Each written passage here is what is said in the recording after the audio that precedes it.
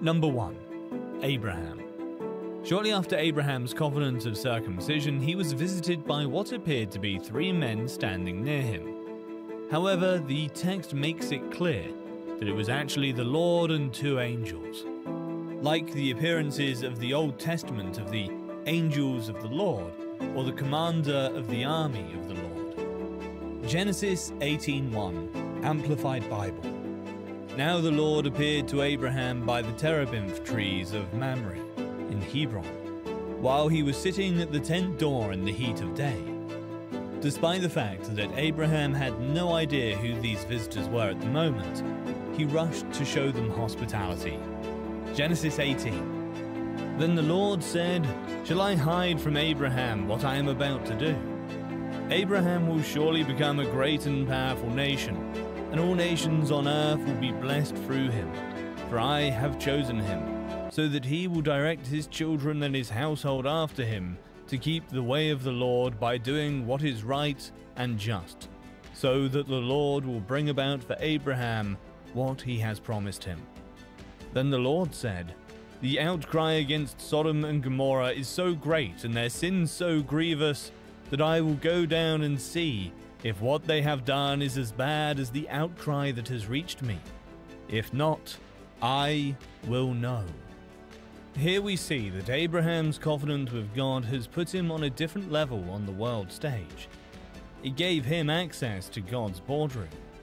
Abraham's no longer a regular man. He was a stakeholder in world affairs as a sort. And God, who doesn't approve, decided to make Abraham a voice in this. Sodom's sin was great. It consisted of gross immorality, violence, and oppression of the poor. Ezekiel 16:49-50, Amplified Bible. "Behold, this was the sin of your sister Sodom. She and her daughters, outlying cities, had arrogance, abundant food, and careless ease, but she did not help the poor and needy. They were haughty and committed repulsive acts before me. Therefore I removed them when I saw it." With the destruction of Sodom and Gomorrah approaching, God took another break to give them a second chance. This time Abraham would be part of the forbearing process. Will you really sweep away the righteous with the wicked? Abraham appealed to God's justice. Following that, there's a strange scene that sounds like it could happen in a vegetable store. Abraham was attempting to talk God down. And surprisingly enough, God played along. Now the 2 men, angelic beings, turned away from there and went towards Sodom.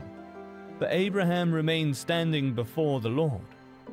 Abraham approached the Lord and said, "Will you really sweep away the righteous, those who do right, with the wicked, those who do evil? Suppose there are 50 righteous people within the city. Will you really sweep it away and not spare it for the sake of the 50 righteous who are in it?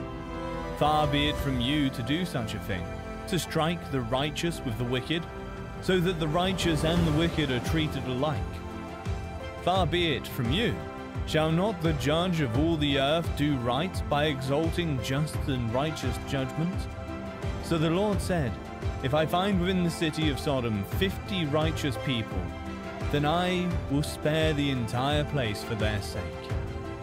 Abraham answered, "Now behold, I who am but dust in origin and ashes have decided to speak to the Lord.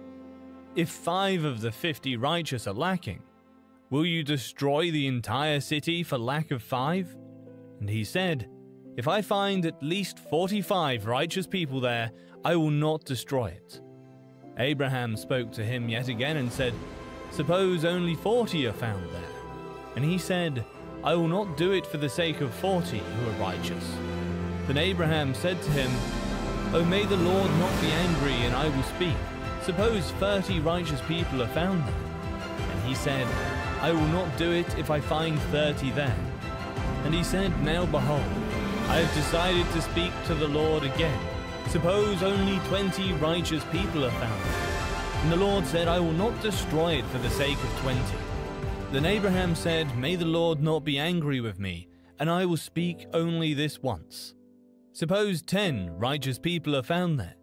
And he said, I will not destroy it for the sake of the 10. As soon as he had finished speaking with Abraham, the Lord departed, and Abraham returned to his own place. Genesis 18:22-33, Amplified Bible. The negotiation continued for 45, for 40, 30, 20, even just 10. Each time God granted Abraham's plea in response to his loving prayer, God was not only allowing Abraham to ask for more, but he was actually urging him to do so. This entire sequence corresponds to Matthew 5:13-16, when Jesus refers to believers as salt of the earth and light of the world, respectively. As members of God's kingdom, it is our responsibility to function as a preserving influence in a dying and dark world. It's worth noting that if there had just been 10 Christians in the city, God would have spared the entire city. Even a small group of righteous people can spread righteousness in such a way as that the entire society benefits. Abraham was a truly loyal and kind man that cared about people. He often took it upon himself to see others free from hurt, and this is probably why he was very successful. One of the ways he showed the largeness of his heart was to pray for the people of Sodom and Gomorrah after he heard of their impending destruction. God had gotten fed up with the atrocities of the people in this land, so much that he made up his mind to punish them. However, Abraham had a real and deep relationship with God, so he was informed about the Creator's will to erase these wicked people from the face of the earth because of their grave sins.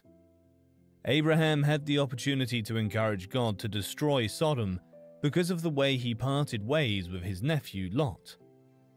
He could have said Lot was a very greedy person and deserved whatever befell Sodom.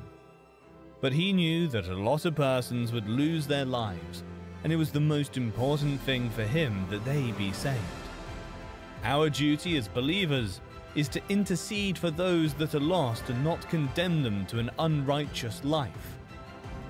Abraham established a principle in his first exchange with God. God would not destroy the righteous along with the wicked.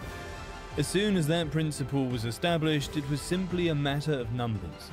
How many righteous people would God spare the city for? Abraham's intercession was effective because it was specific. He talked about specific numbers with God, and not only in broad, general terms. Often our prayers are ineffective because we really don't ask the Lord to do anything. Instead, we usually just toss wishes up to heaven. Abraham continued his intercession with bold humility. He was not proud or arrogant before the Lord, yet he still continued to ask. In his prayer, Abraham did not ask why or demand that God explained himself or his actions, demonstrating his humility.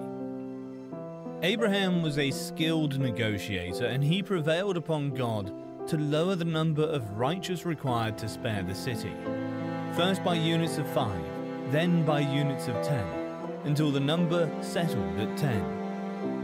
Abraham's persistence in intercession cannot be overlooked, because only 4 people were righteous in the city. We wonder if Abraham should not have continued the negotiations. Could Abraham have asked God to spare the city for 4?